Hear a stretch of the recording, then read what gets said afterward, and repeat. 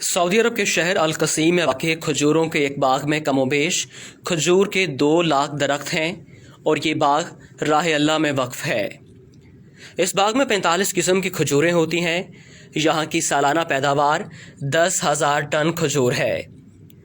ये बाग रुए ज़मीन में पाया जाने वाला सबसे बड़ा वक्फ है। इस बाग की आमदनी से दुनिया के मुख्तलिफ ममालिक में मसाजिद की तामीर, खैराती काम और हरमैन शरीफैन में इफ्तारी के दस्तरखान लगाए जाते हैं। ये बाग सऊदी अरब के अमीर तरीन शख्स सुलेमान अर-राजही ने अल्लाह की राह में वक्फ किया है। सुलेमान अर-राजही ने गुर्बत में आंख खोली। वो स्कूल में पढ़ रहे थे कि एक दिन स्कूल इंतज़ामिया ने तफरीही टूर तश्कील दिया और हर तालिब इल्म से 1 रियाल जमा करवाने को कहा।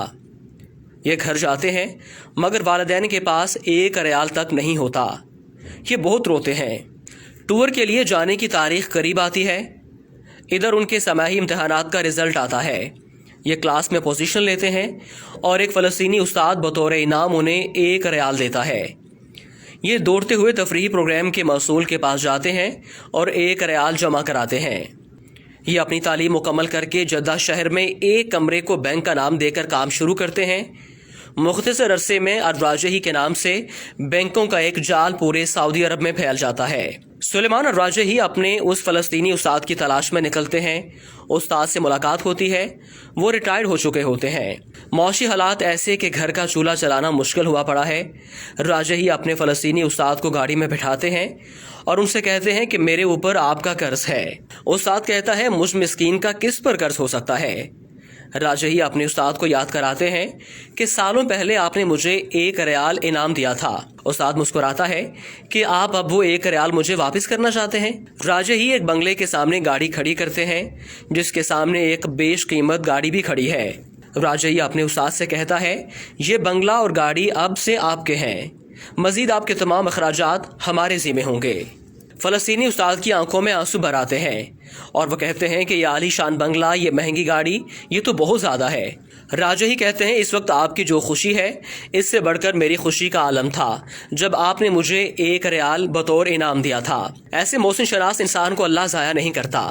सुलेमान अर-राजही ने 2010 में अपने बच्चों, बेगमात और अजीज़ो अकारब को बुलाकर अपनी दौलत उन सब में तकसीम कर दी और अपने हिस्से में जो कुछ आया वो सब वक्फ कर दिया। इस वक्त सुलेमान अर-राजही के वक्फ की मालियत 60 अरब रियाल से ज़्यादा है। ये सऊदी अल-बतनिया कंपनी और राजही बैंक के मालिक हैं जिन्होंने कोरोना वायरस के लिए 170 मिलियन रियाल इमदाद के तौर पर दिए हैं और मक्का मुकरमा के अंदर 2 होटल वजारत सेहत के हवाले कर दिए।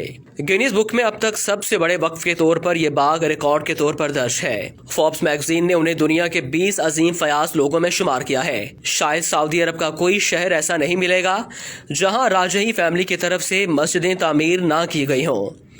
नीज दावती सेंटर्स, मेकरात, कुरानिया, खैराती जमीयत वगैरह में आपका भरपूर ताउन रहता है। और इससे बड़ी बात यह है कि ये अपने मुलाजमीन को माह ख़त्म होने से पहले उनकी उजरत दे देते हैं, जबकि मुलाजमीन की तादाद 1.5 लाख से ज़्यादा है। इस अजीम हस्ती का इंतकाल हो गया। इन्ना लिल्लाहि व इन्ना इलैहि राजिऊन।